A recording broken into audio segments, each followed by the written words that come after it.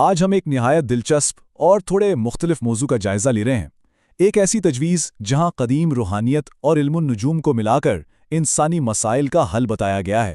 ہم بات کر رہے ہیں ایسٹرولوجر کی جانب سے متعارف کروائے گئے ایک مخصوص نسخے کی جسے خاجور خاص کہا جاتا ہے۔ آئیے دیکھتے ہیں کہ اس نسخے کے پیچھے کون سے حیرت انگیز دعوے چھپے ہیں اور ان کی بنیاد کیا ہے۔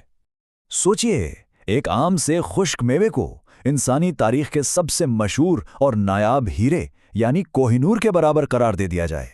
شروع میں ہی یہ حیرت انگیز موازنہ فوراً توجہ کھینچ لیتا ہے۔ یہ بیان اس بات کی طرف اشارہ کرتا ہے کہ ان کھجوروں کو کس قدر طاقتور اور اہم سمجھا جا رہا ہے۔ پہلا حصہ، کھجوروں کا کوہ نور۔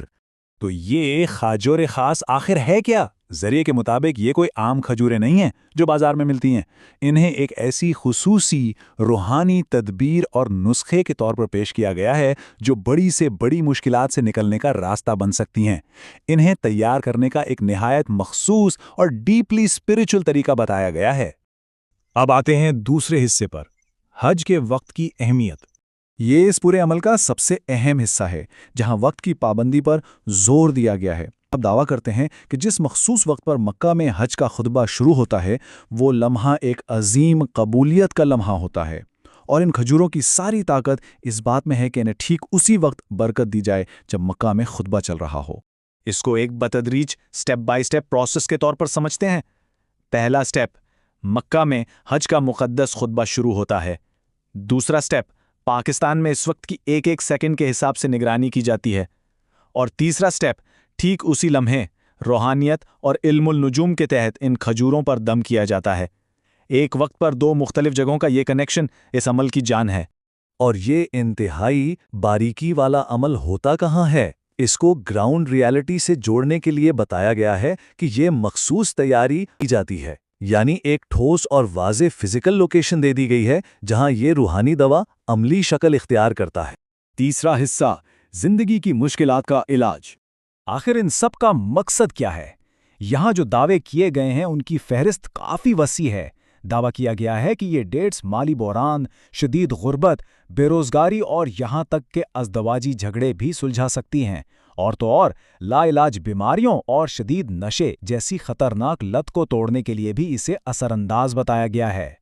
خطبے میں ان الفاظ کا بڑا زبردست استعمال کیا گیا ہے، زندگی کی مشکلات کو توڑ کر ایک نئی جدوجہد کا آغاز کرنا۔ یعنی اسے صرف ایک جادو کی چھڑی یا فوری حل کے طور پر پیش نہیں کیا گیا، بلکہ ایک طرح کا اسپرچول ریسیٹ بٹن کہا گیا ہے، ایک سہارا ان لوگوں کے لیے جو تھک چکے ہیں اور دوبارہ سے امید حاصل کرنا چاہتے ہیں۔ چوتھا حصہ کافی حساس موضوع پر ہے، بے اولاد جوڑوں کے لیے امید۔ یہ پوائنٹ سمجھنا بہت اہم ہے کیونکہ یہاں اپروچ بہت بیلنس نظر آتی ہے۔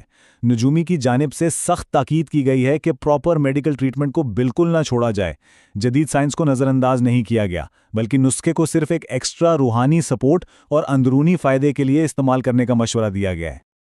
اور ہاں، یہ بھی واضح کیا گیا ہے کہ یہ علاج کسی ایک فرد کی ذمہ داری نہیں ہے۔ بے اولاد جوڑوں کے معاملے میں شوہر اور بیوی دونوں نے مل کر اس روحانیات میں حصہ لینا ہے اور انہیں برابر استعمال کرنا ہے۔ پانچواں اور آخری حصہ، ایک روحانی علاج۔ اب اگر کوئی ان کوہ نور ڈیٹس کو حاصل کرنا چاہے تو وقت بھلے قدیم روایت کا ہو، لیکن رسائے بالکل جدید اور ڈیجیٹل ہے۔ عوام کو ڈائریکٹ کیا گیا ہے کہ وہ انہیں ایسٹرولوجر کی آفیشیل ویب سائٹ کے ذریعے حاصل کر سکتے ہیں۔ یہ روایت اور ٹیکنالوجی کا ایک بہت ہی دلچسپ کمبینیشن ہے۔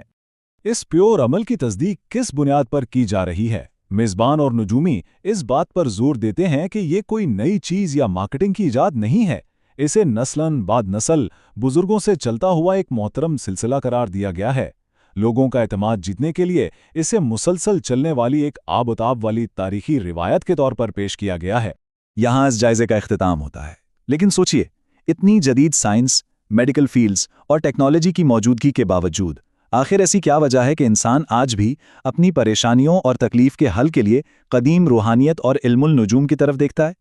کیا یہ صرف پرانی روایتوں کا اثر ہے یا انسانی فطرت میں امید اور معجزات کی تلاش کا وہ سلسلہ ہے جو کبھی ختم نہیں ہوتا؟ یہ واقعی ایک ایسا سوال ہے جو ہمیں کافی کچھ سوچنے پر مجبور کر دیتا ہے۔